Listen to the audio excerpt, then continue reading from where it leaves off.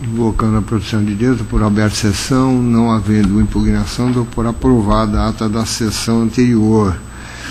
Em face da ausência da desembargadora Cleuci, e desde já agradecendo a desembargadora Nilza por estar compondo em seu lugar, eu anuncio o adiamento dos seguintes recursos, número da pauta e o recurso. É o 2 da pauta, 8, 15, 24, 25, 27, 28, 30, 31, 32, 33, 34, 35, 36, 38, 41. Atendendo um pedido de preferência, que é um pedido de vista da desembargadora Maria Aparecida Ribeiro. É o 1 da pauta, são os embargos de declaração 119.203/2015. Embargado Jair Camilo, embargado Arlindo Domingos. A do outra relatora, a desembargadora Cleuci, na sessão anterior, ela acolheu, né, os embargos, e eu acompanhei naquele momento a desembargadora Cleuci, e a desembargadora Maria Aparecida pediu vista. Senhor presidente, egrégia Câmara, eu pedi vista dos autos para melhor analisar a matéria. Após examinar os fundamentos trazidos pelo embargante, não tenho dúvidas em acompanhar a douta relatora para acolher os embargos de declaração, mantendo inalterada a sentença de primeiro grau. É disso que, excepcionalmente, emprestam-se efeitos infringentes aos embargos de declaração para correção de premissa equivocada sobre a qual se funda o julgamento impugnado. A propósito, eu trago aqui decisões do ministro Marco Aurélio e do ministro João Otávio Noronha, em que aqui afirmam a possibilidade da atribuição de efeitos infringentes aos embargos de declaração. E digo, na hipótese dos autos, o acórdão embargado funda-se na equivocada premissa de que a cláusula 4ª do contrato celebrado entre as partes imporia a obrigação do pagamento de R$ 708.995,18, independentemente da tomada do imóvel pelos credores dos embargados. Entretanto, o parágrafo único da cláusula 4ª estabelece absolutamente o inverso, isentando o embargante da responsabilidade pelas dívidas com os credores dos embargados em caso de tomado do imóvel. No caso, resta incontroverso que o imóvel for arrematado em leilão judicial após a sua tomada por um dos credores. Portanto, cessou a respectiva obrigação, independente do fato de um imóvel ter sido arrematado pelo filho do embargante, já que não havia qualquer restrição no contrato. Posto isso, acompanhando a eminente relatora, acolho os presentes embargos de declaração, atribuindo-lhes efeitos infringentes para negar provimento ao recurso de apelação 88.131/2015. É como voto, senhor presidente. Bom, então, em conclusão, por unanimidade, acolher os embargos de declaração lhe deram provimento. O pedido de preferência é o 39 da pauta. Todos agora, evidente, pedido de preferência são da minha relatoria, né? Os dois convocados. É o 39 da pauta, apelação 31.233/2016. O pedido de preferência é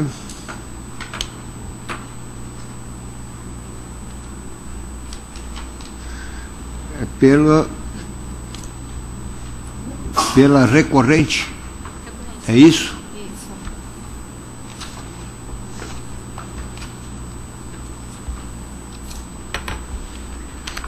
Excelentíssimo senhor desembargador, relator presidente, vosso nome e cumprimento dos demais membros presentes aqui nesta igreja Câmara. Demais servidores do Poder Judiciário, caros colegas advogados... Um minutinho só, deixa eu fazer o relatório. Perdão.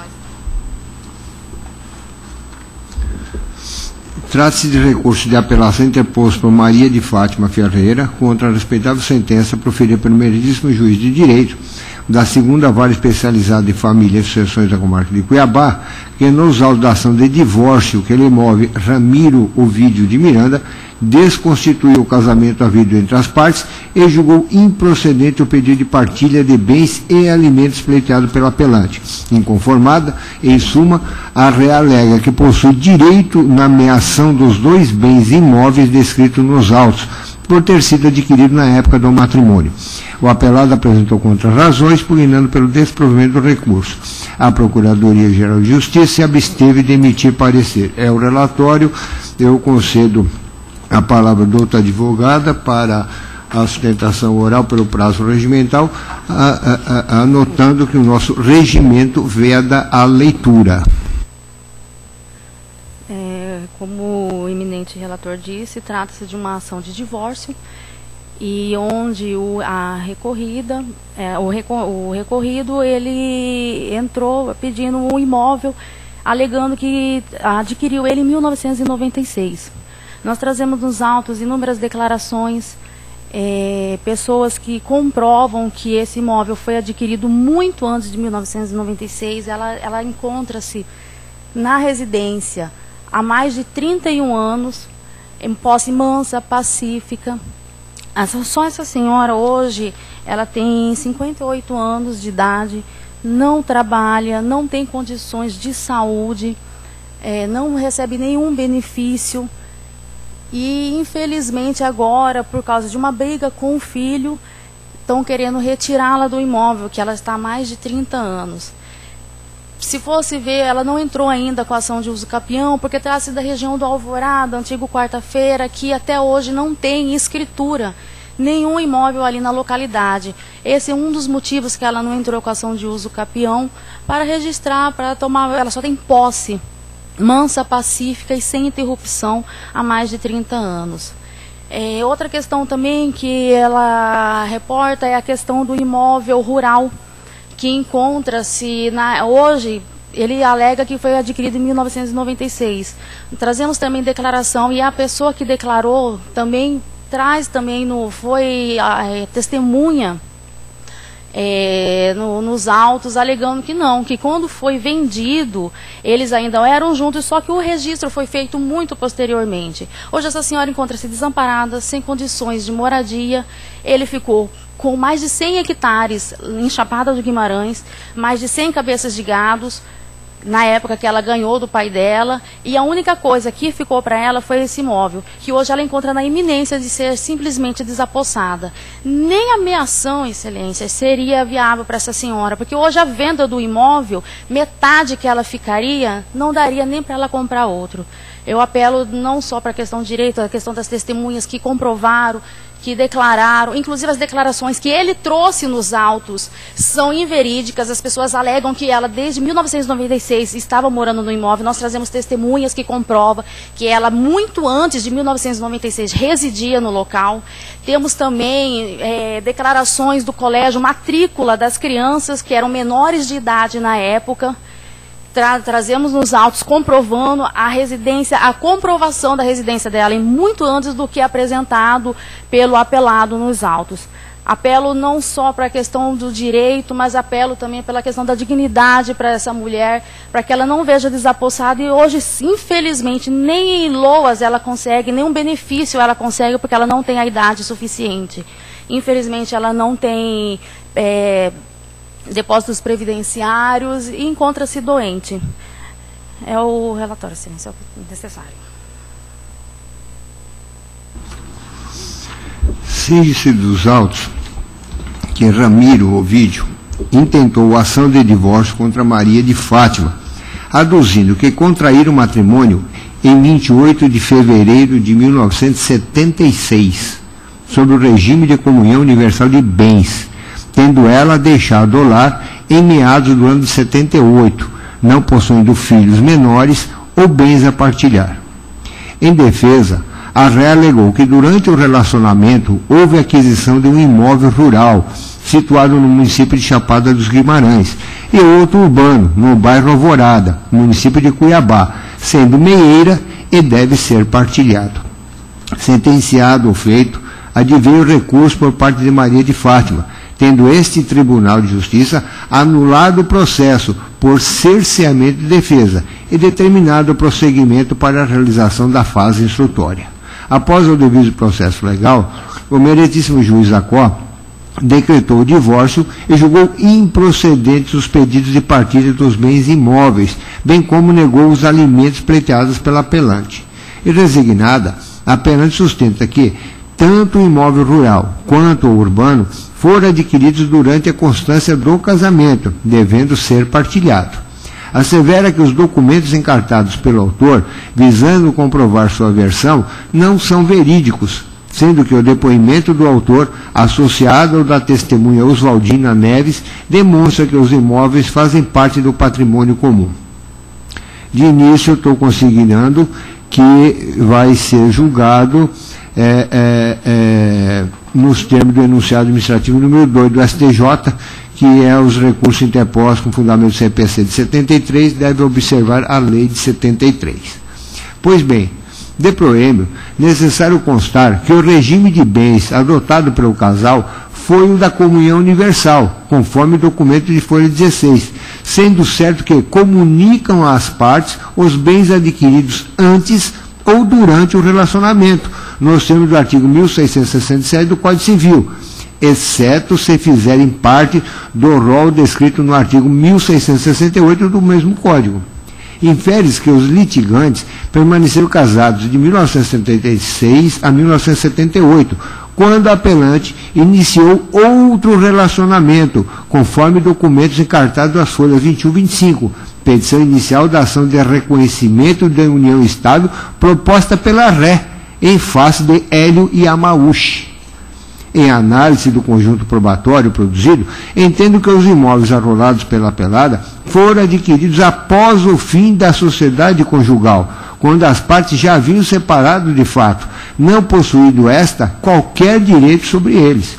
Isto porque a escritura pública de cessão de direitos hereditários de folha 5962 verso não deixa dúvida que o imóvel de 10 hectares, localizado no município de Chapada dos Guimarães, fora transferido ao apelado no ano de 1996, ou seja, aproximadamente 18 anos depois do fim do relacionamento das partes.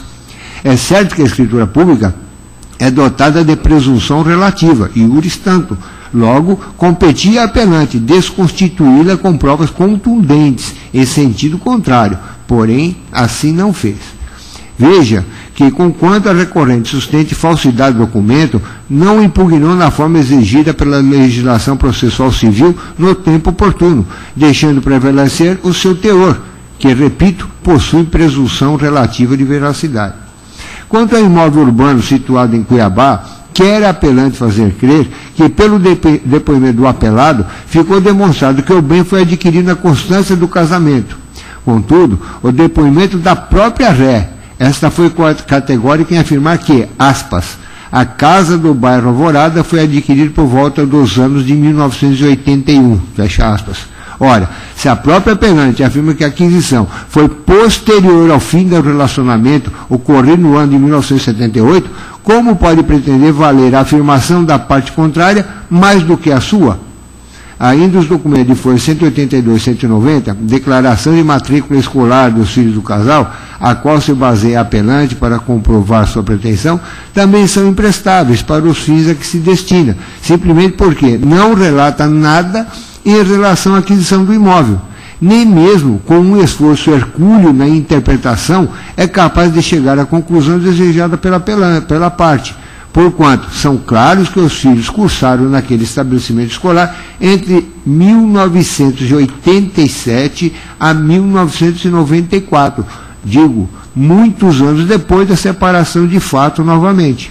Nesse ponto, as afirmações de falsidade documental também deveriam seguir a regra processual, como dito a iuris, o que não foi realizado. Ademais, As declarações encartadas pelo autor, as folhas 74 e 76, devem ser consideradas no conjunto probatório, comprovando que o referido imóvel não é objeto comum das partes. Nessa trilha, andou bem o meritíssimo juiz, que decidiu pela improcedência dos pedidos da apelante. Sendo assim, resta evidente que os imóveis foram adquiridos após o fim do matrimônio, não havendo motivo para o inconformismo da apelante. Aqui eu cito um julgado do STJ e encerro. Portanto, por esses termos estudados nessas razões, tenho que o deciso objulgado está em consonância com a legislação, pátria e jurisprudência, devendo ser mantido por seus próprios fundamentos. Posto isso, conheço o recurso e lhe nego provimento. Desembargadora Maria Aparecida. O casamento praticamente durou 2 anos.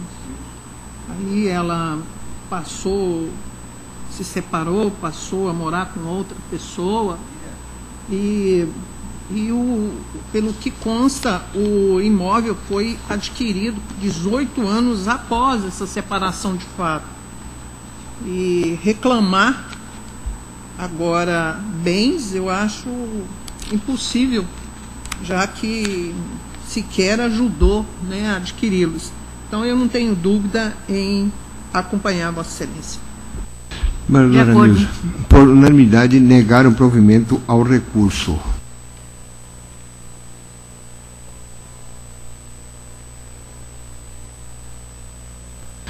Então, meu pedido de preferência é o 48 da pauta, em base de declaração 57.017/2016. O pedido de preferência é pelo recorrente.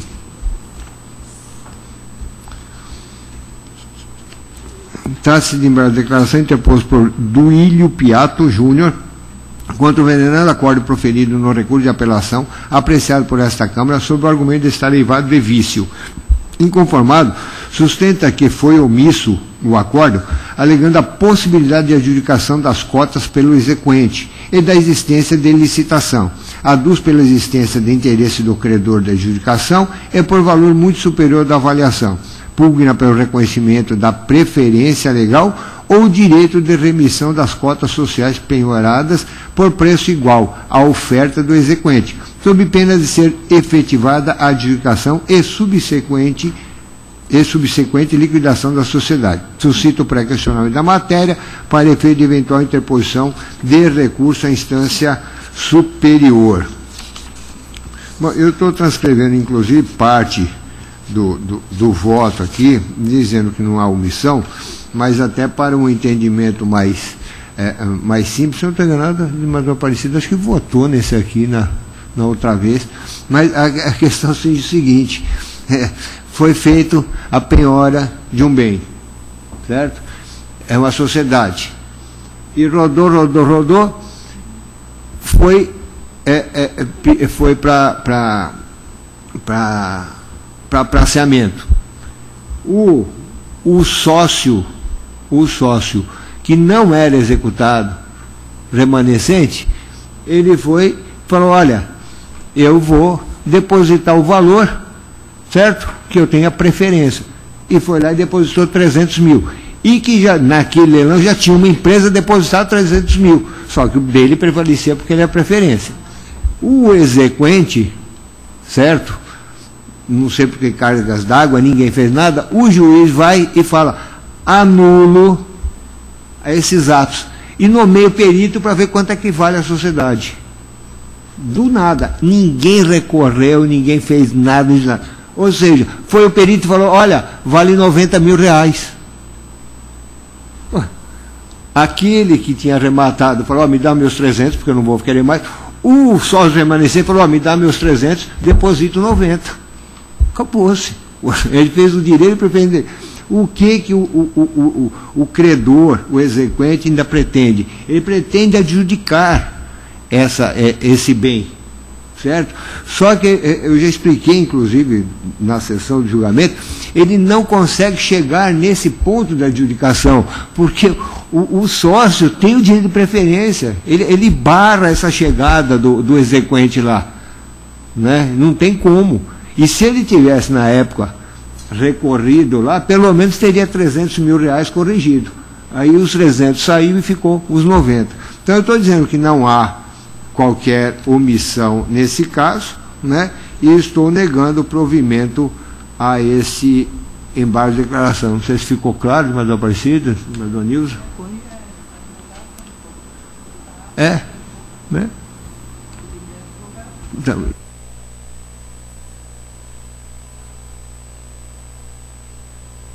Então, por unanimidade, desproveram o recurso.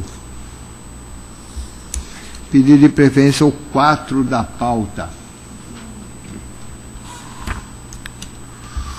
O 4 da pauta, o pedido de preferência é pelo recorrente.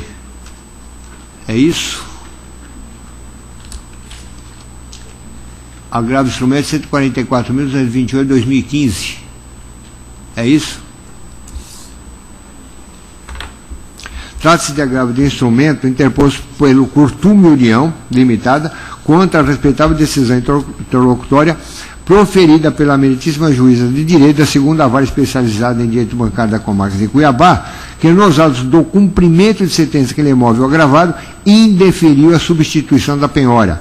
Inconformado, o agravante recorre defendendo que a substituição é medida mais adequada, uma vez que será feita de forma menos gravosa ao devedor, consoante dispõe o artigo 620 do CPC de 73. O pleito liminar foi indeferido, as informações foram prestadas, a agravada apresentou contraminuta, pugnando pelo desprovimento do recurso e requerendo ainda aplicação da multa pela procrastinação. É o relatório. Dos autos se extrai que o Banco Industrial e Comercial S.A. ajuizou a ação monitória contra o agravante, visando o recebimento de R$ 472.542,16, oriundo de contrato rotativo de limite de crédito fixo firmado entre as partes, tendo a meritíssima juíza julgado procedente o feito, convertendo o mandado inicial em título executivo, com trânsito em julgado em 29 de janeiro de 2010. Assim, o autor requereu o cumprimento de sentença no montante de R$ 1.425.333,54, indicando para a penhora uma área de terras com 4.650,8.983 hectares, denominada Fazenda Araguari 2, matriculado no cartório de Chapada dos Guimarães. Apresentada impugnação à execução, bem como a manifestação do exequente, foi homologado o valor de R$ 1.211.445,85, conforme cálculo da Contadoria Judicial. Devidamente intimados, os executados não realizaram o pagamento, sendo penhorado o imóvel indicado no pedido de cumprimento de sentença, conforme autos de penhora e avaliação de folha. Diante disso, os executados impugnaram a penhora, alegando que o bem conceitado não lhes pertence. Contudo, a douta magistrada da COR rejeitou a impugnação, mantendo o imóvel rural como garantia do débito executado, cuja decisão foi mantida por esse tribunal através de agravo de instrumento. Posteriormente, apenas o ora agravante pugnou pela substituição do bem imóvel penhorado, aduzindo que houve falha na intimação da penhora, além de outras irregularidades insanáveis nos autos, oferecendo outro bem para a construção, sob a alegação de execução menos gravosa. Intimado a se manifestar, o exequente não concordou com a substituição da penhora, defendendo que não houve qualquer irregularidade no ato, haja vista que o executado teve 10 anos para indicar bens passíveis de constrição. A douta magistrada, sob o fundamento de não existir qualquer irregularidade na constrição do bem e na intimação dos executados acerca do referido ato, indeferiu a substituição da penhora, fundamentando ainda que o exequente não concordou com o pedido e que o novo bem oferecido possui valor maior que aquele penhorado, causando maior onerosidade ao próprio executado. Contra essa decisão, insurge o agravante, sustentando que o bem penhorado não mais pertence ao seu acervo patrimonial, o que não teve oportunidade de oferecer bens de sua propriedade para a satisfação do débito executado. Segue sustentando que, havendo indicação à penhora concomitante de bem imóvel com valor superior àquele constritado, deverá prevalecer aquele indicado pelo devedor, em respeito ao princípio da menor onerosidade. firme no seu propósito, alega que a substituição da penhora pode ser deferida mesmo sem a concordância do credor, por ser matéria de ordem pública. Alega ainda que a manutenção da penhora de bem que não é seu lhe trará grande prejuízo, razão pela qual a respeitável decisão merece ser reformada. Inicialmente, no tocante à alegação do agravante que o bem penhorado não lhe pertence, Ministério se faz constar que a aludida matéria não mais comporta qualquer discussão, por ocorrência de preclusão. Digo isso porque a questão foi objeto de análise através do agravo instrumento 89.320 de 2012, que restou assim emendado, e aí eu transcrevo a emenda. Visto isso, conforme bem anotou a doutora magistrada, essa questão já foi dirimida, não acabando mais discussão. Ultrapassado esse ponto, também não merece prosperar a tese do agravante quanto à suposta irregularidade da sua intimação da penhora. Ora, basta uma simples análise dos autos para verificar que a intimação foi realizada através de oficial de justiça, conforme certidão de folha 540, não havendo qualquer irregularidade.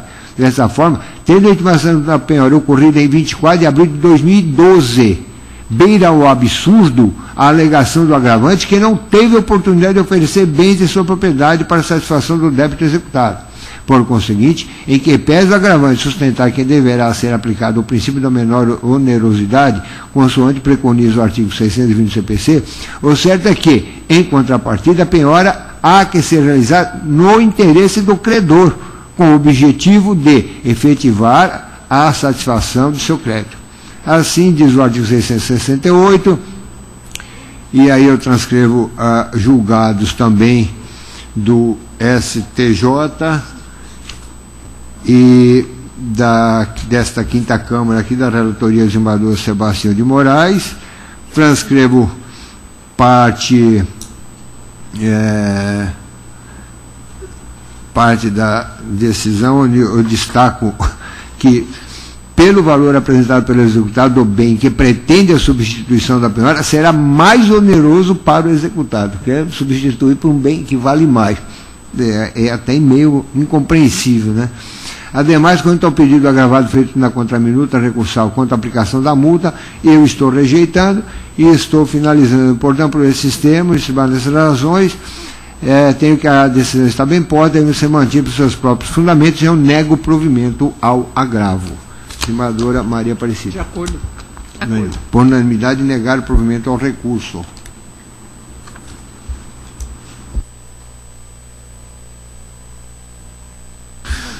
Pedido de preferência é o 12 da pauta. É o agravo instrumento 10.582 de 2016. É pelo recorrente. É isso?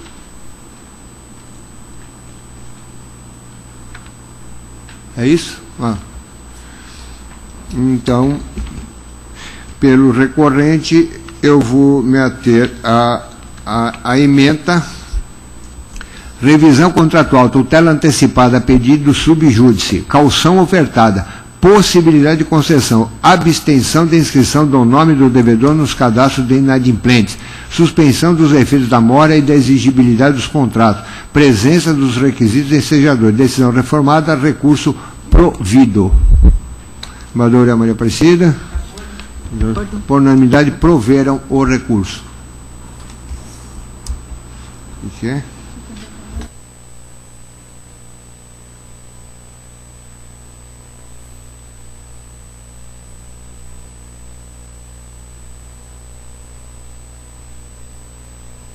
Anuncio 44 da pauta, é a apelação 36.228 do 2016. O pedido de preferência é pelo recorrido, é isso?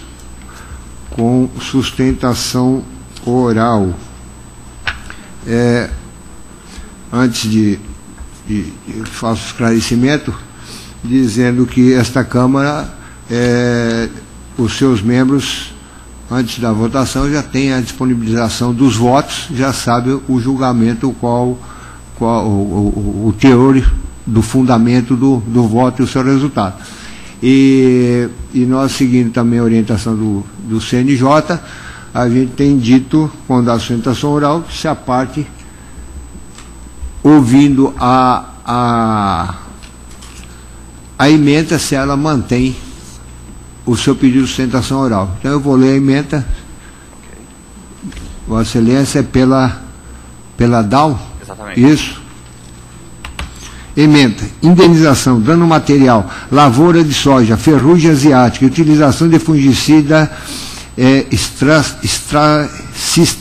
Cistane, produtor rural, inaplicabilidade do CDC, responsabilidade objetiva, artigo 927, parágrafo único do Código Civil, necessidade de prova dos elementos constitutivos de direito à indenização, utilização inadequada do produto, inexistência do nexo causal entre a ineficiência do produto e a quebra na safra. Sentença mantida, recurso desprovido. Eu abro mão do direito de sustentação oral, Excelência. Então Obrigado. tá bom. De acordo, Maria Priscila? De acordo? Por unanimidade, desproveram o recurso. Obrigado, boa tarde.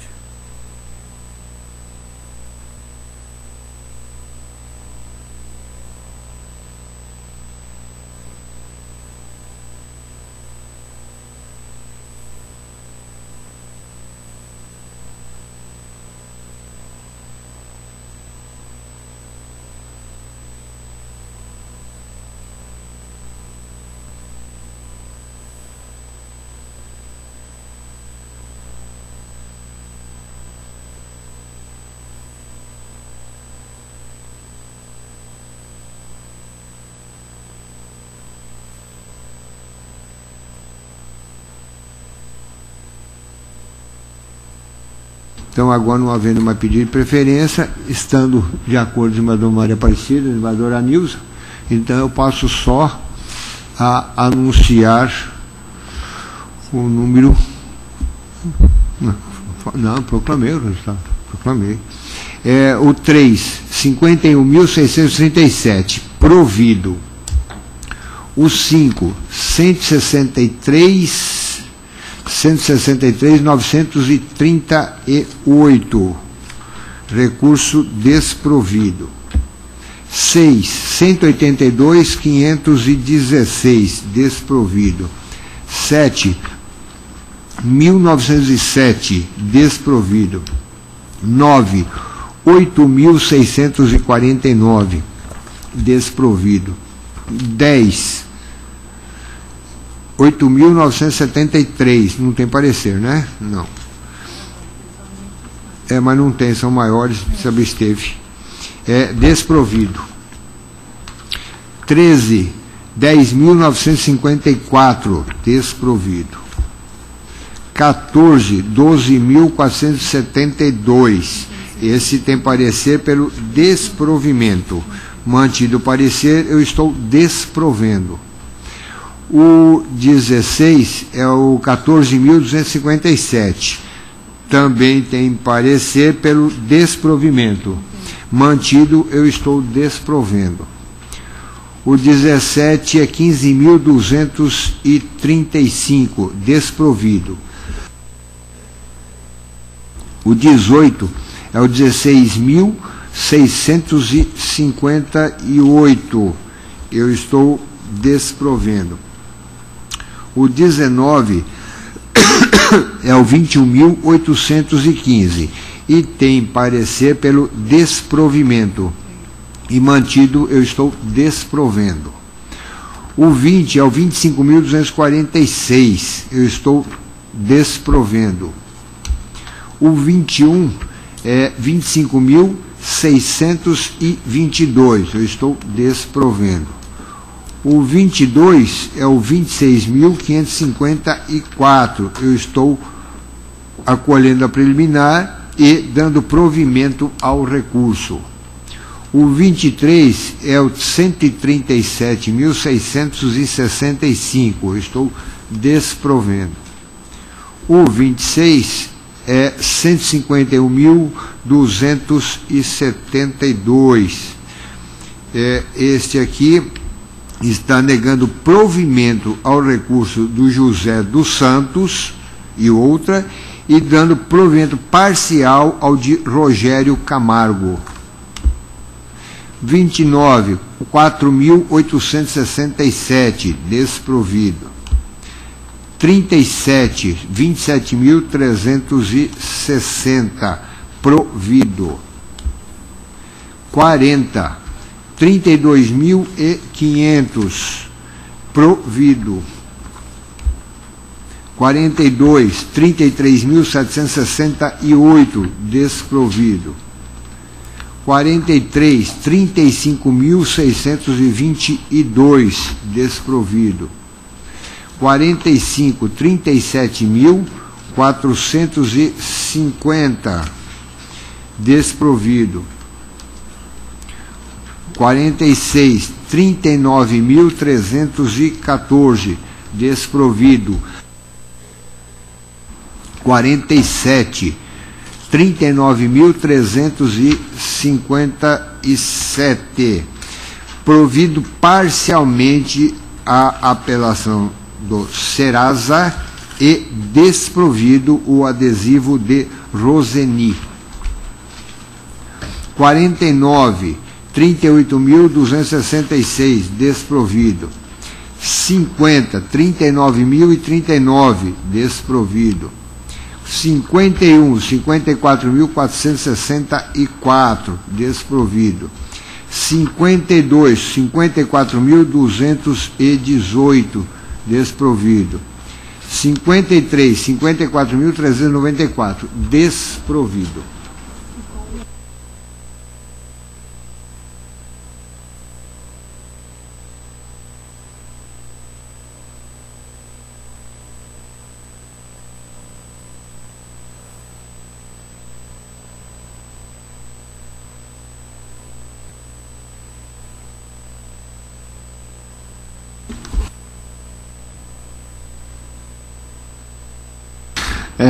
Anuncio o adiamento do 11 da pauta, agravo instrumento 10.512 de 2016.